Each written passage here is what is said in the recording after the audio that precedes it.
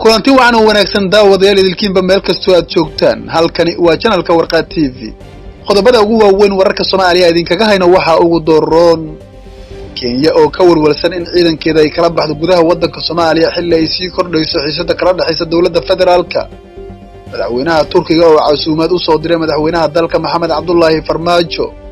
saraakiil ka tirsan xafiiska ra'iisul wasaaraha Soomaaliya Xasan Cali Kheyre oo gargaar caafimaad maanta ka dejiyay magaalada Kismaayo tirada dadka qaba caabuqa coronavirus gudaha wadanka Soomaaliya oo ku dhawaatay 1 ruux iyo dhimashada oo korortay waa axad taariikhdu ay ku beegan tahay 3 bisha shanaad ee May sanadka 2020 intaasi waxay ahaayeen daawadayaal qodobadii ugu waaweynaa warka channelka Warqad TV haatanna u diyaar garooba qodobadaas oo inta ka faahfaahsan aynu ku bilownay daawadayaal ugu horeyntii dawladda Kenya ayaa ka walwalsan in ciidamadeeda ay kala baxdo gudaha wadanka Soomaaliya xilli ay sii kordhayso xiisada kala dhaxaysa dawladda federaalka xukuumadda Nairobi ayaa aad uga walacsan gaarista go'aan adag oo ay ka qaadanayso Soomaaliya iyadoo qorsheynaysa in ciidankeeda ay kala baxdo gudaha wadanka gaar ahaan gobolada Jubbooyinka haddana waxay ka cagajidaysaa gaarista go'aankaasi adag walow aysan weli si rasmi u shaacinin Kenya ayaa aalaba dabaq jirtay siyaasad dabacsan balse mar qura ay siyaasad qalafsan la soo gashay gudaha wadanka Soomaaliya waxaana haatan iyada oo sii quusanaysa ay ka fikiraysaa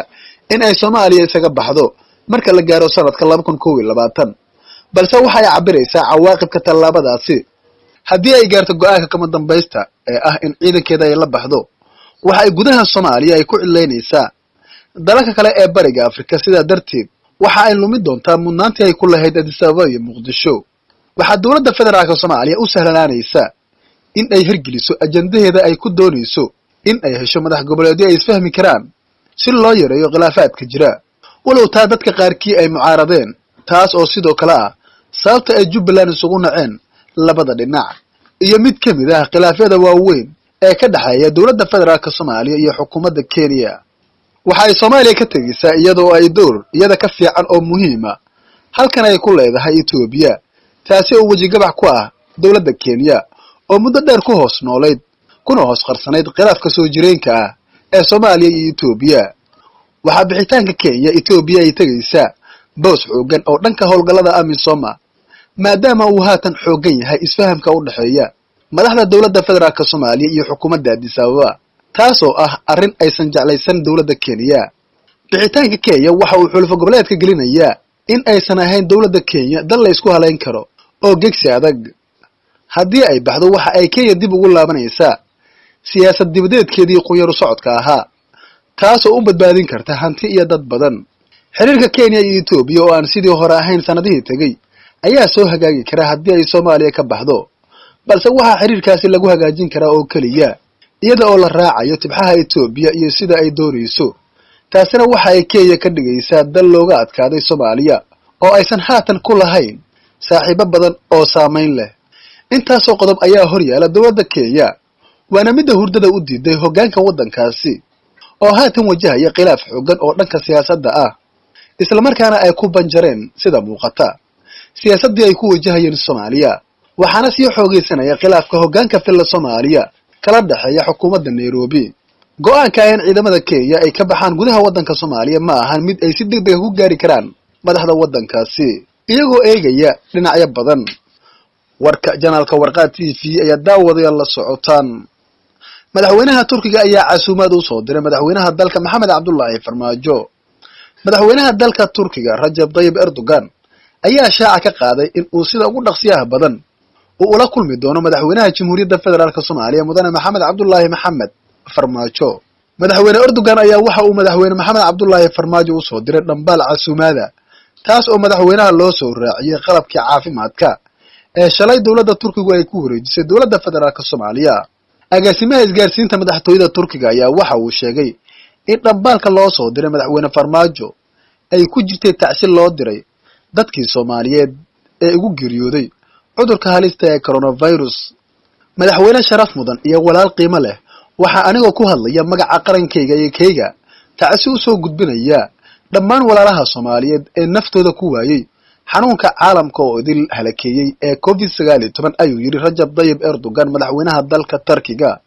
sidoo kale qoraalka madaxweynaha Turkiga Rajab Tayyip Erdogan uu soo diray ayaa lagu yiri waxaan ku rajaynayaa in aad ku guulaysato dadaalka ku aadan ka hortagga cudurka dilaaga ah ee corona. dhinaca kale madaxweynaha Turkiga ayaa waxa uu sheegay in uu aad u daneynayo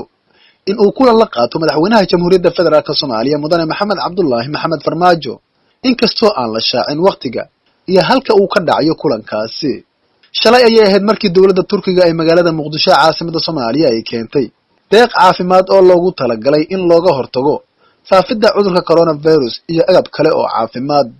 dhinaca kale wasiirka gargaarka iyo maareynta musiibooyinka xukuumadda federaalka Soomaaliya Xamse Siciid Xamse ayaa waxa uu ka warbixiyay gurmad degdeg ah oo dowladda federaalka Soomaaliya ay gaarsiinayso deegaanka Bacaadweyn ee gobolka Mudug halkaas oo daadad ku fatahay ay sababeen xaalad bini'aadanimo oo aad u adag. wasiirka ayaa waxa uu tilmaamay in madaxweyne Maxamed Cabdullaahi Farmaajo uu faray guddiga gurmadka qaranka ee fatahaadaha in ay degdeg uga howlgalaan sidii gurmad loo gaarsiin lahaa muwaadiniinta ku dhibaataysan Bacaadweyn oo hoy iyo hantiba ku beelay daadadka ku fatahay. wasiirka gargaarka iyo maareynta musiibooyinka xukuumadda federaalka Soomaaliya ayaa ka tacsiidiyay dadka ku nafwaayay fatahaadan ka dhacday deegaanka Bacaadweyn isagoo muujiyay sida madaxweynaha ra'iisul wasaaraha iyo guud ahaanba golaha xukuumadda federaalka Soomaaliya ay ugu murugaysan yihiin dhibaatadan. wasiir Xamse Siciid Xamse ayaa ugu baaqay dadka Soomaaliyeed in ay u istaagaan sidii ay uga qayb qaadan lahaayeen gurmadka degdega ah ee loo fidinayo deegaanada ay fatahaaduhu ku dhufteen iyada oo la xoojinayo wacyigelinta ku aadan halista fatahaadaha iyo daadadka kale ee la filanayo maadaama lagu guda jiro xilli roobaadka guga. weli warqad TV ayaa daawadeel warkan kala socotaan. saraakiil ka tirsan xafiiska ra'iisul wasaaraha Soomaaliya Xasan Cali Kheyre ayaa maanta gargaar caafimaad waxa ay ka dejiyeen magaalada Kismaayo ee xarunta ku meel gaarka Jubbaland. mas'uuliin ka socota xafiiska ra'iisul wasaaraha xukuumadda federaalka Soomaaliya iyo xubno ka tirsan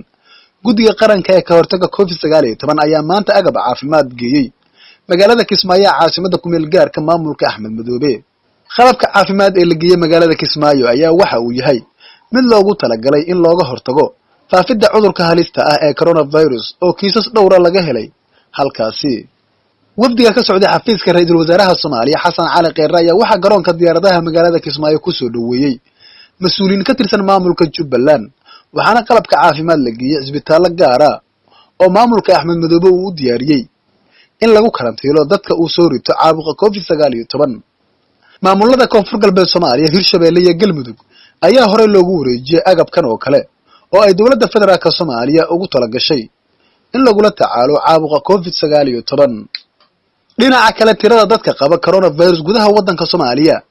ayaa haatan ku dhawaatay 1,000 ruux iyadoo dhimashada ay korortay sida ay shaacisay wasaaradda caafimaadka xukuumadda federaalka Soomaaliya.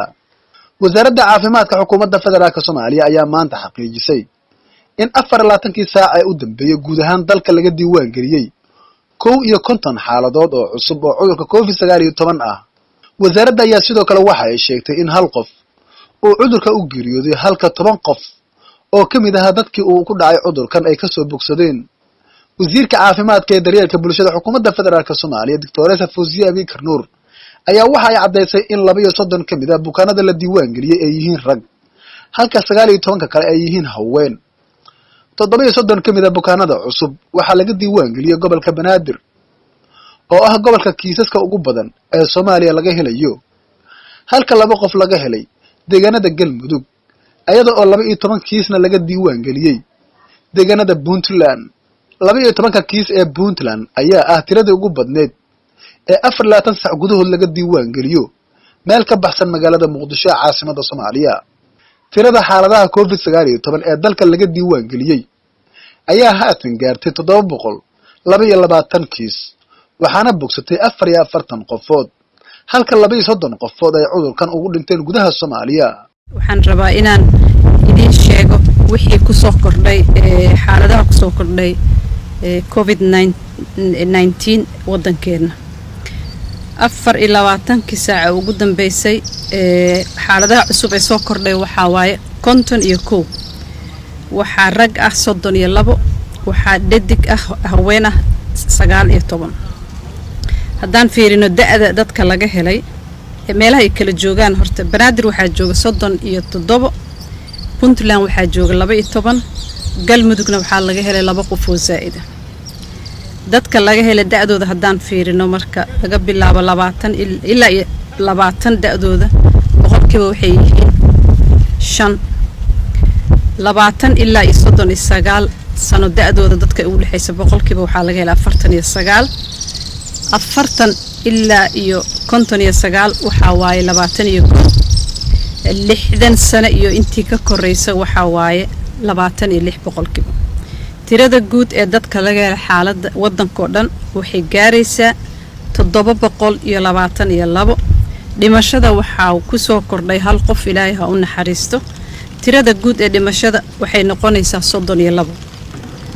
waxaa ka bogsatay 10 qofood tirada guud ee bogsashadana waxay isugu tagaysaa 44 warki oo daawadayaal aad kala socoteen channelka warqaa TV waa naga intaan warkan warkiisa xiga ku kulmi doono sidaas iyo amaana Allah